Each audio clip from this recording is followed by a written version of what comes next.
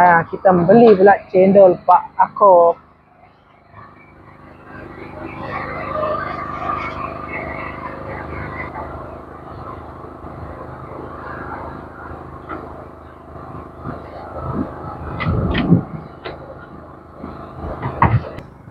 Yang ni kalau korang nak beli, yang ni ada list harga dia.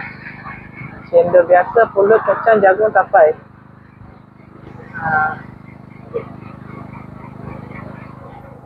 Rojak pun ada tau.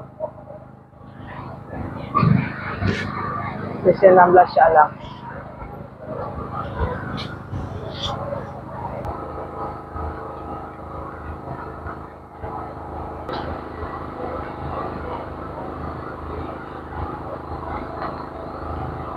Saya bungkus cendol kacang, pulut, jagung.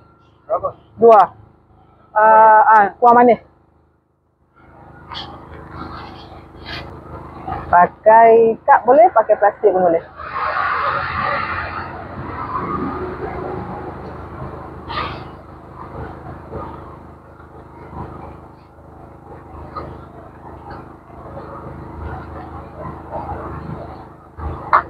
Alright. Kurang manis bang.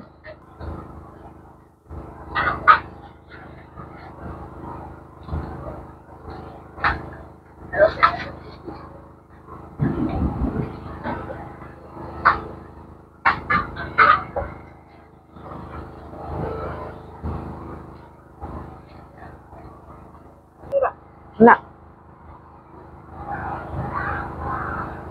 Okay, RM9 saja. Terima kasih. Okay, kalau you all nak datang, dia berdekatan sebelah dengan Masjid Shah Alam, Stesen 19. Dia dekat kedai tu, dia agak lori.